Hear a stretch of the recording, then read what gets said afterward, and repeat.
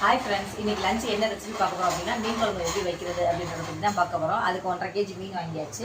1.5 kg மீனை வந்து clean பண்ணுறதுக்கு கழனி தண்ணி வச்சுருக்காது, அரிசி கழிச்ச தண்ணி தான் கழனி தண்ணி. இதை வச்சு க்ளீன் பண்ணோம்னா கொஞ்சம் அந்த ஸ்மெல் இருக்காது, மீன் கவுச்சி அடிக்காது. புளி ஊற போட்டாச்சு பாருங்கள், புளியும் தக்காளியும் ஊற போட்டு எடுத்து வச்சாச்சு, ஊறிக்கிட்டு இருக்கு. இப்போ பாருங்கள் ரைஸ் வெந்துக்கிட்டு இருக்கு. இவனுக்கு வந்து சின்னவனுக்கு வந்து ட்ராப்ஸ் ஊற்றுனதுனால என்ன பண்ணியிருக்கோம் அப்படின்னா பருப்பு சூப் வைக்க போகிறோம். காலிஃப்ளவர் தான் தண்ணியில் போட்டு எடுத்துருக்கோம். அவனுக்கு மட்டும் கொஞ்சோண்டு காலிஃப்ளவர் சூப் வச்சு எடுக்க போகிறோம். மீனை க்ளீன் பண்ணியாச்சு, க்ளீன் பண்ணி எடுத்து வச்சுருக்கோம் பாருங்கள். குழம்புக்கு தேவையான அளவு மீன் இந்த எடுத்து வச்சுருக்கோம். அப்புறம் வறுக்கிறதுக்கு தேவையான அளவு அந்த வறுக்கிறதுக்கு மிளகாப்பொடி போட்டு எடுத்து வச்சுருக்கோம். உப்பு மிளகாப்பொடி போட்டு வெள்ளைப்பூடு போட்டு நச்சு போட்டு எடுத்து வச்சுருக்கோம் வறுக்கிறதுக்கு தேவையான அளவு. இப்போ வாங்க மீன் குழம்பு எப்படி வைக்கலாம் அப்படின்றத பார்க்கலாம். அது இப்போ அடுப்பு பற்ற வச்சுக்கணும். அடுப்பு சூடாகிற வரைக்கும் நம்மளுக்கு மீன் குழம்பு வைக்கிறதுக்கு என்னென்ன தேவையான பொருள் அப்படின்றத பற்றி பார்க்க போகிறோம். மீன் குழம்பு வைக்கிறதுக்கு தேவை வந்து மீனை க்ளீன் பண்ணி எடுத்து வச்சுருக்கோம். அதுக்கு தேவையான தக்காளி, வெங்காயம். ஒரு வெங்காயம் தான் கட் பண்ணேன், தக்காளி 1 தான் கட் பண்ணேன். ஏன்னா 2 தக்காளி வந்து நம்ம புளியோடு சேர்த்து ஊற வச்சுருக்கோம். புளியோட ஊற வச்சு கரைச்சி வச்சுருக்கோம். அதனால் 3-4 பச்சை மிளகாய் எடுத்து வச்சுருக்கேன். வெள்ளைப்பூட நச்சு வச்சுருக்கேன். 2 கொத்து கருவேப்பிலை எடுத்து வச்சுருக்கேன். இதில் வந்து புளியும் தேவையான அளவு புளியும் 2 தக்காளி, மிளகாப்பொடி 1 ஸ்பூன் தான் போட்டிருக்கேன். ஏன்னா குழம்புல போடணும். இது எல்லாத்தையும் கரைச்சி புளி தண்ணியை எடுத்து வச்சுருக்கேன், ரெடி பண்ணியாச்சு. வாங்க இப்போ மீன் குழம்பு வைக்கிறத பற்றி பார்க்கலாம்.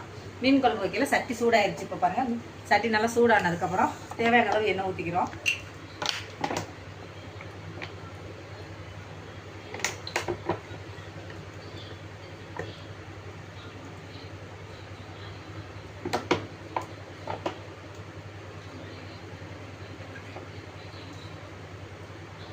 எண்ணெய் சூடாகட்டும். எண்ணெய் சூடாகிடுச்சு. எண்ணெய் சூடானோன்னா அதுக்கு தேவையான பொருளை போடுவாங்க. கடுகு 2 போடுவேன். கடுகு வெடிக்கட்டும். அப்புறம் பாருங்கள் கொஞ்சம் வெந்தயம். பாருங்கள் கடுகு நல்லா வெடிச்சிருச்சு. வெடிச்சதுக்கப்புறம் தேவையான அளவு வெந்தயத்தை போடுறோம். வெந்தயம் போட்டாச்சு.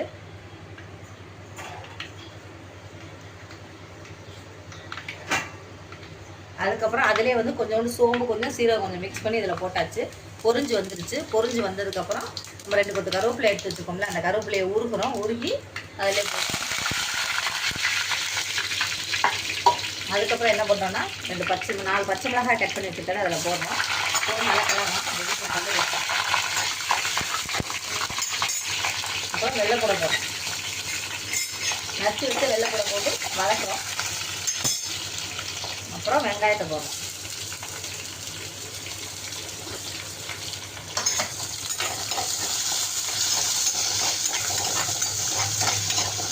வெங்காயம் நல்லா வதங்கணும். பொன்னிறமாக வந்தோடனே தக்காளி ஆட் பண்ணிக்கலாம். வெங்காயம் நல்லா கோல்டன் கலரில் வந்தோடனே தக்காளி ஆட் பண்ணிக்கோங்க.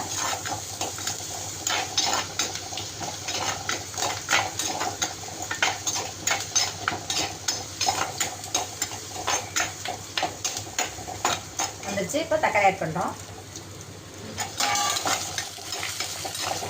இங்கே பாருங்கள் நல்லா வதங்கட்டும். தக்காளி வதங்கட்டும். இப்போவே நம்ம உப்பு ஆட் பண்ண ஈஸியாக வதங்கிடும். இதுலேயே உப்பு சேர்த்துக்கலாம். தேவையான அளவு உப்பு போட்டுக்கோங்க. இப்போ நல்லா வதங்கிருச்சு. வதங்கினதுக்கப்புறம் இப்போ நம்ம கரைச்சி வச்சுருக்க புளி, 2 தக்காளி, புளி இதெல்லாம் கரைச்சி வச்சுருக்கோம் பார்த்தீங்களா, அதை அதில் மிக்ஸ் பண்ணிக்கிறோம். இதிலே வந்து என்ன பண்ணுறோம் அப்படின்னா தேவையான அளவு மிளகாப்பொடி சேர்த்துக்கிறோம். நான் ஏற்கனவே 1 ஸ்பூன் புளி தண்ணியோட மிளகாப்பொடி போட்டிருக்கேன், 2 ஸ்பூனு. அதனால் இப்போ இன்னும் 2 ஸ்பூனு 3 கரண்டி மட்டும் போட்டிருக்கேன். உங்களுக்கு தேவையான அளவு நீங்கள் காரம் போட்டுக்கிறங்க. இப்போ நல்லா கிளறி விடுறோம்.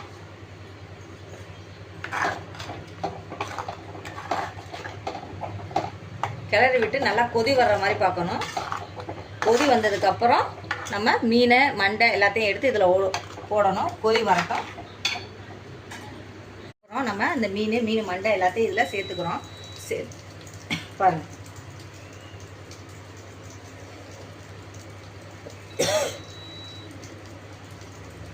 சேர்த்தாச்சு. இது கூட நான் என்ன பண்ணுவேன் அப்படின்னா, எங்கள் ஊர் சைடு ராம்நாத் டிஸ்ட்ரிக்டில் என்ன பண்ணுவாங்க அப்படின்னா இந்த கத்திரிக்காய், முருங்கைக்காய் இதில் சேர்ப்பாங்க, பிடிக்கும் அப்படின்றதுனால. இங்கெல்லாம் புதுக்கோட்டை ஏரியாவிலலாம் சேர்க்க மாட்டாங்க. நான் வந்து எனக்கு பிடிக்குன்றதுனால இதை சேர்த்துக்கிறேன். உங்களுக்கு பிடிச்சிச்சின்னா இந்த கத்திரிக்காயும் முருங்கையும் ஆட் பண்ணிக்கோங்க. ஸோ மூடி வச்சு வெந்ததுக்கப்புறம் பார்க்கலாம். ஒரு 10 மினிட்ஸ் ஆகட்டும். மீனும் கத்திரிக்காய் முருங்கைக்காய் வேகட்டும். நிமிஷம் ஆச்சு. கொதிச்சிருச்சான்றதை பார்ப்போம். நல்லா கொதிச்சிருச்சு. நல்லா மீன்லாம் வெந்துருச்சு பாருங்கள். மண்டையெல்லாம் வெந்துருச்சு. சுவையான மீன் குழம்பு ரெடி. பக்கத்துல மீன் வறுவலும் ரெடி ஆயிடுச்சு. மீன் வறுவலும் ரெடி ஆயிடுச்சு. இப்போ சாதத்தை போட்டு நம்ம சாப்பிட வேண்டியதுதான். மீன் குழம்புக்கு சூடாக சாதம் போட்டு மீன் ஃப்ரை பண்ணி சாப்பிட வேண்டியதான். இது நான் வெள்ளைப்பூடு அதிகமாக சேர்ப்பேன். வெள்ளைப்பூடு அதிகமாக சேர்த்தா தான் நல்லது மீன் குழம்பு எந்த குழம்புலையும். அதில் வெள்ளைப்பூடை நச்சு தூவி விட்டுருக்கேன் மீன் ஃப்ரை பண்ணுறதுக்கு. ஓகே ஃப்ரெண்ட்ஸ், இந்த வீடியோ பிடிச்சிருந்தா லைக் பண்ணுங்கள், ஷேர் பண்ணுங்கள், கமெண்ட் பண்ணுங்கள், சப்ஸ்கிரைப் பண்ணுங்கள். இந்த ரெசிபியை நீங்களும் வீட்டில் ட்ரை பண்ணி பாருங்கள்.